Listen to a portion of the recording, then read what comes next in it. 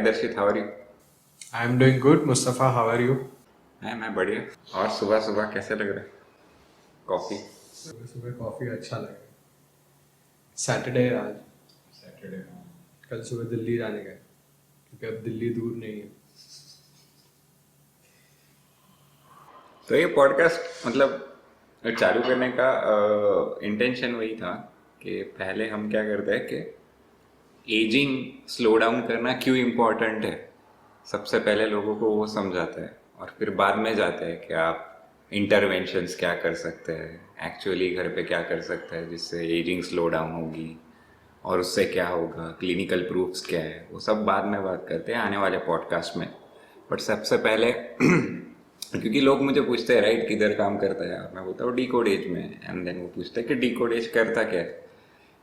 फिर मैं बोलता हूँ डीकोड एज एजिंग को प्रॉब्लम कंसीडर करता है और उसको सॉल्व करने का ट्राई करता है. And the thing that they get is, अच्छा तुम लोग इमॉर्टल बना रहे हो, स्किन रिंकल्स कम कर रहे हो, एंड वो एक पार्ट है. बट एक्चुअली वही इंटेंशन नहीं है. जब हम स्लोइंग डाउन एजिंग वगैरह जो भी लॉन्जिविटी हेल्दी एजिंग जो भी बोलते हैं, उसका इंटेंशन बहुत ही अलग है. वो एक बड़ी अम्ब्रेला है जिसके अंदर ये रिंकल्स और इमॉर्टैलिटी ये सब कंसेप्ट आ सकते हैं. अभी तक तो नहीं आए बट आ सकते हैं. तो उसके बारे में ही पहले बात करते हैं कि स्लोइंग डाउन एजिंग, जहाँ तक मुझे समझा है कि when you slow down ageing what you are doing is, आप जो क्रॉनिक डिजीजेस है, हार्ट डिजीजेस है, डायबिटीज़ है, न्यूरो डिजनरेशन है जिससे अल्जाइमर पार्किंसंस होता है, उसको डिले करते हो. तो आपका क्या व्यू है इस मतलब? नहीं, एकदम सही बात है कि जो इमॉर्टैलिटी है, जो कॉस्मेटिक इंडस्ट्री है, एजिंग से रिलेटेड जो अभी तक सबसे ज़्यादा रिलेट किया है जिन्होंने, जो बेसिकली स्किन का ख्याल रखना, बालों का ख्याल रखना, बट ये सब आपके हेल्थ के बारे में कुछ नहीं बताते. The real problem of ageing वो हेल्थ के अंदर है, राइट? सो कैसे होता है. और दूसरी बात हो गई इमॉर्टैलिटी की. इमॉर्टैलिटी की तो बात करना इस टाइम पे ये बात है कि जैसे इंजन का मोटर हमने इन्वेंट नहीं किया है और बात कर रहे हैं हम प्लेन उड़ाने की. सही बात है. तो इमॉर्टैलिटी तो अभी उसी स्टेज पे है जब हम ये स्टेज पे थे मैकेनिकल इंजीनियरिंग में. तो सबसे ज्यादा जो प्रॉब्लम आता है एजिंग के साथ वो डिजीजेस का प्रॉब्लम है, राइट? आज हम देखें तो सबसे ज्यादा कॉमन डिजीजेस कौन सी है? टाइप 2 डायबिटीज है, हार्ट के इश्यूज है, कार्डियोवास्कुलर इश्यूज है. लेटर स्टेज में, लेटर एज में हमें डिमेंशिया, अल्जाइमर्स जैसे इश्यू आते हैं. फिर और तो फिर muscle loss, bone loss, arthritis जैसे इश्यू आते हैं. ये सारी डिजीजेस में आप एक चीज कॉमन देखोगे कि 35 साल 30 साल के बाद ही आती है. मतलब कुछ तो हो रहा है वो 30 साल में पहले के, जिसकी वजह से वो डिजीज डेवलप हो रहा है. तो इसे हम एजिंग कहते हैं. लाइक जो एजिंग बॉडी का एक नेचुरल ग्रोथ का पैटर्न है, कुछ टाइम तक वो अपनी बॉडी को सपोर्ट करता है ग्रो करने में, बट कुछ टाइम बाद यही प्रोसेस, इसे हाइपर फंक्शन थियरी जिसे हम कहते हैं, यही प्रोसेस से फिर सब डिक्लाइन होना भी शुरू हो जाता है, जिसकी वजह से डिजीज का एंट्री बढ़ जाता है. अब अगर आज इंडिया में ही देख लो तो 30 करोड़ से ज्यादा लोग क्रॉनिक डिजीज के साथ जी रहे हैं और 25 करोड़ लोग वैसे हैं जो आज 25 साल की उम्र पे, पर वो 7-8 साल में ये लोग भी अब 35 की उम्र टच करेंगे. मतलब कि इंडिया का हेल्थ केयर बर्डन बहुत बढ़ रहा है.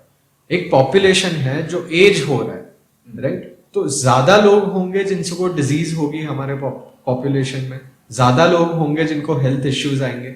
इसकी वजह से एक नेशनल हेल्थ केयर बर्डन भी बढ़ता है.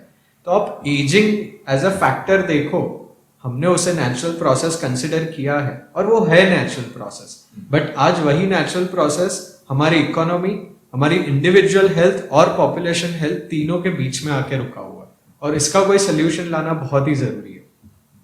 वो तो बहुत ही इंटरेस्टिंग कॉन्टेक्स्ट है कि जापान में भी सिल्वर सुनामी आ गई है और इंडिया में भी बाय द एज ऑफ 2060 जो बूढ़े लोग हैं, जिन्हें हमें एल्डरली बोलते हैं, उनकी पॉपुलेशन 3 टाइम्स से ज़्यादा बढ़ने वाली है. और वो अलग बर्डन क्रिएट करने वाला है हेल्थ केयर पे. उस पर अपन अलग से एक पॉडकास्ट ही कर लेंगे. बट मेरा एक लोगों को जो रियलाइजेशन करवा के देना है कि जब हम एजिंग बोलते हैं तो लोगों के दिमाग में क्या आता है, और मेरे भी दिमाग में पहले क्या था 6 महीने पहले जब मैंने ये सब पढ़ना शुरू नहीं किया था. एजिंग मतलब कि बूढ़े होना, बाल सफेद होना, रिंकल्स आना, ठीक है, बट बायोलॉजी ऑफ एजिंग लोगों को नहीं पता है, ठीक है, वो जो एक्चुअल प्रोसेस जो कि हॉलमार्क्स ऑफ एजिंग है, ठीक है, एक्चुअली बायोलॉजिकल एजिंग, वो और ये रिलेटेड तो है बट ये काफी डिफरेंट है बायोलॉजिकल एजिंग, और वो जब समझ में आ जाएगा ना तब मुझे लगता है लोगों को समझेगा कि उसको स्लो डाउन करना भी पॉसिबल है। तो उस पर अगर आप बात कर सको तो। नहीं, आपकी बात एकदम सही है।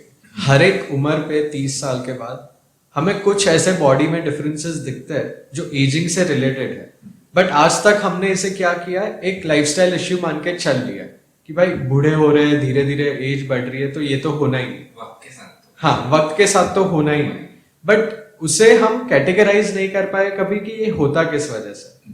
तो साइंटिस्ट आज 30 साल 40 साल की रिसर्च के बाद कुछ एक 14 ऐसी हॉलमार्क्स लिस्ट डाउन किए हैं जिसे हम एजिंग का रूट कॉज समझते हैं, राइट? कि एक चीज होती है कि हमारी बॉडी एजिंग के साथ इतना डिक्लाइन क्यों हो रही है, और अगर हो रही है तो उसके कोई रीजंस होंगे, तो वो 14 रीजंस ये हॉलमार्क्स ऑफ एजिंग कहते हैं। अभी इसमें कुछ कुछ चीजें पे, कुछ हॉलमार्क्स पे हम बात कर सकते हैं। जैसे एक हो गया जिनोमिक इंस्टेबिलिटी, जो पहला हॉलमार्क है। अब हर रोज हमारी बॉडी जो एनवायरमेंटल टॉक्सिन्स या तो यूवी रेज, सन से, ये सबसे जो एक्सपोज होती है, उससे हमारे डीएनए टूटता है। डीएनए हमारी बॉडी का एक सॉफ्टवेयर है, इससे सब चलता है, इधर ही सारी इंफॉर्मेशन है। तो अगर डीएनए टूटना शुरू हो जाता है तो उसका मतलब कि जो इंफॉर्मेशन पहले हमारी बॉडी को मिल रही थी अब वो नहीं मिल रही है अंदर से। सो उस डीएनए को रिपेयर करना काफी जरूरी है। अब हमारी बॉडी में नेचुरल सिस्टम्स है वो जो कि ये डीएनए को रिपेयर कर सकती है, बट एक एज के बाद ऐसी पोजीशन आ जाती है जहां पे डिमांड बहुत ज्यादा है और सप्लाई बहुत कम है। मतलब डैमेज इतना हो चुका है और जो नेचुरल सिस्टम है रिपेयर करने की वो उसे पहुंच ही नहीं पा रही डिमांड के रूप में। तो ये एक जिनोमिक इंस्टेबिलिटी हो जाता है। इस केस में हमें एक्सटर्नल हेल्प लेनी पड़ती है उस डीएनए को रिपेयर करने के लिए। तो ये एक हॉलमार्क हो जाता है। अगर आप डीएनए को रिपेयर करना शुरू करो अपने लेटर स्टेज पे, तो जो बेसिक प्रॉब्लम्स आपको आपकी स्किन के साथ दिख रहे हैं, हेयर के साथ दिख रहे हैं, एजिंग के साथ, वो सारे आप खुद नोटिस करोगे कि रिटार्ड होना शुरू हो गया। सिमिलरली आप ऑटोफैजी ले लो जो कि एक और हॉलमार्क है। अब ऑटोफैजी भी काफी सिंपल है, राइट? कि हमारी बॉडी एक फैक्ट्री है जो दिन रात प्रोटीन्स बना रही है, राइट? अब ये प्रोटीन्स जैसे फैक्ट्री में डिफेक्टिव प्रोडक्ट बनता है वैसे हम भी डिफेक्टिव प्रोटीन बनाते हैं। अब ये एज के साथ जमा होना शुरू हो जाता है। अगर इसे निकाला नहीं गया राइट टाइम पे तो यही चीज आगे जाके अल्जाइमर बन सकती है, आर्थेरोस्क्लेरोसिस बन सकती है, या और कोई अदर डिजीज जहां पे प्रोटीन जमा होने का प्रॉब्लम है, जैसे कि gout. So in that case autophagy को रीएक्टिवेट करना बहुत इंपॉर्टेंट हो जाता है एक्सटर्नली। सो ये सारे फैक्टर्स है जो एजिंग को कंट्रीब्यूट करते हैं और इन्हें ही मैनेज करके हम एजिंग को स्लो डाउन या रिवर्स भी कर सकते हैं। जो पार्किंसन, अल्जाइमर और ये जो न्यूरो डीजनरेशन का जो साइंस है जो कि रिलेटेड है अक्यूमुलेशन ऑफ बैड प्रोटीन से, ये मुझे बहुत ही इंटरेस्टिंग लगा, क्योंकि हम जो न्यूरॉन्स रहते हैं जिसको हम ब्रेन सेल्स बोलते हैं वो डिवाइड नहीं होते हैं, वो ऐसे ही रहते हैं, राइट? और फिर क्या होता है कि अगर वो सेल्स डिवाइड नहीं हो रहे तो नए बन नहीं रहे, वो है वैसे के वैसे ही है। और उनमें अगर जो रिपेयर प्रोसेस है जो सेल्स को हेल्दी रख रही है, अगर वो रिपेयर प्रोसेस नहीं हुई बराबर से प्रॉपरली तो फिर न्यूरो डीजनरेशन होगा। वो सेल्स में फिर रिपेयर प्रोसेस बराबर से नहीं होती है, फिर ये जो बैड प्रोटीन्स है वो अक्यूमुलेट हो जाते हैं और फिर इवेंचुअली न्यूरो डीजनरेशन होना ही है, अल्जाइमर, पार्किंसन होना ही है। तो ये सेंस, ये जो है कि आपने अगर खुद की केयर रखी और ये जो सेल्यूलर प्रोसेस पे जो डैमेज अक्यूमुलेट हो रहा है उसको अगर आपने प्रॉपरली उसका ध्यान रखा और वो डैमेज अक्यूमुलेट नहीं होने दिया, तो इस तरीके से आप एजिंग को स्लो डाउन कर रहे हो और इस तरीके से आप ये पार्किंसन और अल्जाइमर को अवॉइड कर रहे हो। That makes sense to me and logical way. तो और कोई ऐसा एग्जाम्पल है क्या जिससे हम ऐसा बता पाए कि ये है हॉलमार्क एजिंग के, इसको हमने स्लो डाउन किया और इन डिसीजेस को हम अवॉइड कर सकते हैं, to just make sense? Research level पे तो हमें काफी चीजें ऐसे मिली है जो बता सके कि हाँ, एजिंग के हॉलमार्क्स को एक बार के लिए अगर टारगेट किया जाए तो काफी एजिंग से जो डिजीजेस आती है या एजिंग से जो रिलेटेड प्रॉब्लम्स आती है उसे रोका जा सकता है या तो स्लो डाउन किया जा सकता है। अभी जैसे एक हॉलमार्क है माइक्रोबियल डिस्बायोसिस। जो कि काफी रिसर्च में लास्ट 10 इयर्स में ऊपर आ रहा है. सो बहुत ही इंटरेस्टिंग कॉन्सेप्ट है. अभी हमारे गट में हमारे खुद के सेल्स के अलावा एक बैक्टीरिया, वायरस, फंगाई, ये सारे ऑर्गेनिजम्स भी रहते हैं, माइक्रो ऑर्गेनिजम्स, और इनका रोल काफी इम्पोर्टेंट है हर एक प्रोसेस में, ना कि सिर्फ डाइजेशन में या तो फिर मेंटेनिंग गट हेल्थ में, बट ओवरऑल पूरी बॉडी में. क्योंकि यही बैक्टीरिया, यही वायरस, यही फंगाई आप जो खाते हैं उसे मेटाबोलाइज करते हैं और खुद कुछ चीजें बनाते हैं जिसे हम पोस्ट बायोटिक्स कहते हैं. ये पोस्ट बायोटिक्स पूरी बॉडी में जा सकते हैं, या तो ये हेल्पफुल भी रह सकते हैं या तो वो टॉक्सिक भी रह सकते हैं कोई आइटम, कोई चीजों के लिए. सो काफी डिजीजेस में रिसर्च हुआ है कि अगर किसी का टाइप 2 डायबिटीज है तो कुछ बैक्टीरिया ज्यादा होते हैं, कुछ बैक्टीरिया कम हो जाते हैं, कुछ एक्स्ट्रा वो लोग टॉक्सिन मेटाबोलाइट्स रिलीज कर रहे हैं जो इंसुलिन रेजिस्टेंस आपके पैनक्रियास या लिवर को जाके अफेक्ट कर रहा है. या सिमिलर वे में यही सारे मेटाबोलाइट्स कुछ क्रॉनिक कोई किडनी में जाके अफेक्ट कर रहे हैं, यही ब्रेन में भी जाता है. इनफैक्ट आप देखो सेरोटोनिन, जो कि सेरोटोनिन एंड डोपामाइन, जो कि बहुत ही इंपॉर्टेंट हमारे न्यूरो ट्रांसमीटर्स कहते हैं, ब्रेन एक्टिविटी के लिए काफी इंपॉर्टेंट रहता है, उनका भी काफी ज्यादा प्रोडक्शन हमारे गट माइक्रोबायोम से हो रहा है.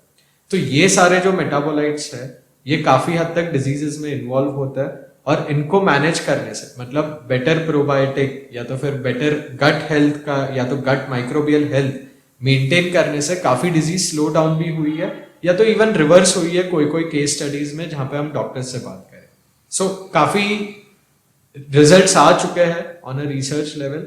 अब पॉपुलेशन लेवल पे ये भी अब रेप्लिकेट होना शुरू हो गया है, तो हमें अगले 3-4 सालों में काफी ऐसे रिजल्ट्स दिखेंगे even in our daily practices with medical sciences.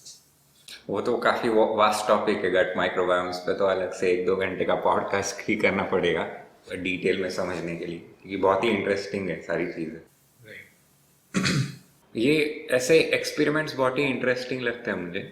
मैंने पॉडकास्ट में देख रहे दूसरे और ब्लॉग्स में भी पढ़ा है कि कैलोरी रेस्ट्रिक्शन किया माउस के अंदर and that resulted into extended life span. तो आप ऐसे कुछ एक्सपेरिमेंट्स बता सकते हो क्या जो आपको बहुत इंटरेस्टिंग लगे? नहीं, काफी इंटरेस्टिंग कॉन्सेप्ट्स और प्रूफ ऑफ कॉन्सेप्ट्स हमें दिखते हैं माइस स्टडीज में, और इवन सी एलिगेंस जो कि एक फंगाई स्टडी है. तो काफी ऐसे अभी जैसे रिसेंटली एक स्टडी हुआ है जहाँ पे ब्लड प्लाज्मा पे एक्सपेरिमेंट हुआ है. सो काफी सालों से हेरोल्ड कैचर करके एक साइंटिस्ट काम कर रहे हैं इस पे, जहाँ पे यंगर माइस का ब्लड प्लाज्मा लिया जाता है और उसे ओल्डर माइस के थ्रू पास किया जाता है to show some kind of rejuvenation, मतलब कि कोई टाइप का reversal, certain science of ageing का. तो ये एक कॉन्सेप्ट काफी उभर के आया है. सिमिलरली आप देखोगे तो फीकल माइक्रोबायोटा ट्रांसप्लांट, यानी कि एक यंग माइस का फीकल मैटर लेके, फीकल मतलब स्टूल उनका लेके जब ओल्ड माइस में इम्प्लांट किया गया तो वो ओल्ड माइस में काफी रिजुविनेशन देखने को मिला है. सिमिलरली मेटफॉर्मिन, रैपेमाइसिन जैसे ड्रग्स है जो भी अलग से टेस्ट हो रहा है. सो ये काफी सारे एक्सपेरिमेंट्स है जो रिसेंटली आ रहे हैं जो माइस पे अच्छे प्रूफ ऑफ कॉन्सेप्ट्स हमें दे रहे हैं. ऑल्दो ये माइस से ह्यूमन तक ले जाने में अपना ही बड़ा चैलेंज है, बट आज आप जितना भी मेडिकल एडवांसमेंट देखते हो एक टाइम पे माइस पे प्रूव हुआ है, और अगर ये चीजें भी माइस पे प्रूव हो रही है मतलब फ्यूचर ब्राइट है एक लॉन्जेविटी और एजिंग रिसर्च के लिए आगे जाके. तो डेफिनेटली काफी सारे पेपर्स आ रहे हैं जो अलग अलग टेक्निक पे काम कर रहे हैं, and they are taking the study ahead overall. और ह्यूमंस पे एक्चुअली प्रूफ करने के लिए बहुत ही टाइम रुकना पड़ेगा, राइट? 100 इयर्स तक रुकना पड़ेगा, फिर देखेंगे ओके इससे एक्सटेंड हुआ है लाइफ स्पैन. वैसा वो एक चैलेंज था हमेशा से साइंटिफिक कम्युनिटी के लिए, बट इसे ओवरकम करने के लिए ही आज हम लॉन्जेविटी बायोमार्कर पैनल्स या एजिंग क्लॉक्स जिसे बोलते हैं उसका रिसर्च काफी चल रहा है, डिस्कवरी चल रहा है. तो कुछ ऐसे हमारे बॉडी के मार्कर्स जो हमारे एजिंग को बायोलॉजिकली ट्रैक कर सके, वैसी कुछ चीजें, वैसे कोई पैरामीटर्स डेवलप किए जा रहे हैं, जैसे आप एपिजेनेटिक बायोलॉजिकल एज क्लॉक देखोगे आज की दुनिया में. सो इससे हमें पता चलता है कि हमारे इंटरवेंशन यानी कि हम एजिंग रोकने के लिए जो कर रहे हैं बॉडी में उससे कितना फर्क आ रहा है हमारी बायोलॉजिकल एज में. क्योंकि कैसा होता है कई बार, अभी जैसे हम 40 साल के हो, बट क्या हमारी बॉडी एक 40 साल जैसी है, क्या वो 35 साल जैसी है, क्या वो 45 साल जैसी है? तो ये फैक्टर पता करने से हमें काफी इंटरवेंशन के फायदे पता चल सकते हैं. जैसे आपका बायोलॉजिकल एज करीबन 45 रहा और अगर आपने कोई डाइट चेंजेस, लाइफस्टाइल चेंजेस और सप्लीमेंट चेंजेस करके अगर वो 45 से 42 या 41 पे आ सकती है, तो इसका मतलब है कि आपका एजिंग इंटरवेंशन काम कर रहा है। तो ये एक टूल हो सकता है फ्यूचर में, जिससे हमें 100 साल रुकना नहीं पड़े किसी इंटरवेंशन के लिए, और काफी जल्दी इससे हमें पता चल सकता है। बहुत ही लॉजिकल है कि 100 साल तक रुकने से अच्छा यू आपके पास कुछ बायोलॉजिकल मार्कर्स रहे जो एज को डिफाइन करते हैं, और आप जो भी कुछ कर रहे हैं अगर वो मार्कर्स इंप्रूव हुए तो आप जो कर रहे हो उसका सेंस बनता है। वही तो क्या इस पे तो डिस्कस करेंगे एक एक चीज़ है कि क्या करना चाहिए, कौन सी सप्लीमेंट्स, एक्सरसाइज, स्लीप वगैरह, उसके बारे में हम फ्यूचर पॉडकास्ट में बात करेंगे। बट आपकी कुछ फेवरेट चीज़ है जो आप करते हो?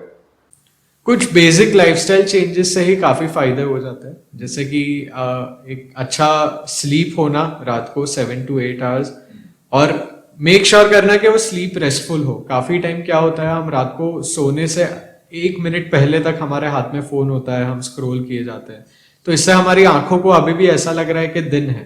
तो एक जो रेस्टफुल स्लीप होनी चाहिए वो नहीं मिलती है, तो रेस्टफुल स्लीप एक काफी इंपॉर्टेंट है। सुबह उठ के मेरा खुद का कुछ सप्लीमेंट रेजिमेन है, थोड़ी देर सन में बैठना, मॉर्निंग सनलाइट में, थोड़ा मूवमेंट रखना बॉडी में, एक स्टैटिक जिंदगी नहीं जीना जिसे हम सेडेंटरी लाइफस्टाइल कहते हैं, जो कि बहुत कॉमन हो चुका है डेस्क जॉब में, तो इसे रोकना, एक डाइट अच्छा मेंटेन करना, once in a while fasting कर लेना, राइट सप्लीमेंट्स को अपने प्रोटोकॉल में डालना। तो ये सारी चीजें हैं जो हम एवरीडे बेसिस पे कर सकते हैं, जिससे एजिंग पे काफी इफेक्ट आएगा और ओवरऑल हमारे एवरीडे लाइफस्टाइल में भी हमें काफी इंप्रूवमेंट दिखेगा। थैंक यू दर्शित फॉर योर टाइम। ये तो एक शॉर्ट डिस्कशन था, अभी आगे और डेप्थ में जाएंगे, रिसर्च पेपर्स प्रॉपरली एक डिफाइन करेंगे पॉडकास्ट, और इंटरेस्टिंग रहेंगे और लोगों को यूजफुल भी हो, लोग देख के इम्प्लीमेंट भी करें अपनी लाइफ में और चेक करें कि वो काम हो रहा है क्या नहीं हो रहा है। हम ये ज़रूर श्योर रखेंगे कि जो भी बोल रहे हैं वो साइंटिफिकली वैलिडेट हो, क्लिनिकल ट्रायल्ड हो, ऐसा कुछ भी एनेक्डोटल एविडेंस पे हम बात नहीं करेंगे, जिससे कि लोगों को एक कॉन्फिडेंस रहे कि वो जो भी कर रहे हैं, हम जब बात कर रहे हैं तब हम पूरा रिसर्च करके ही आपसे बात कर रहे हैं, और कुछ भी सिर्फ ऐसा बेचने के लिए ट्राई नहीं कर रहे कि ये कर लो, वो कर लो, वो कर लो। हम जो कर रहे हैं खुद वही आपको साइंटिफिकली ट्रुथ इंफॉर्मेशन देने की कोशिश हमेशा ही रहेगी इस पॉडकास्ट की। So thank you. Thank you so much Mustafa.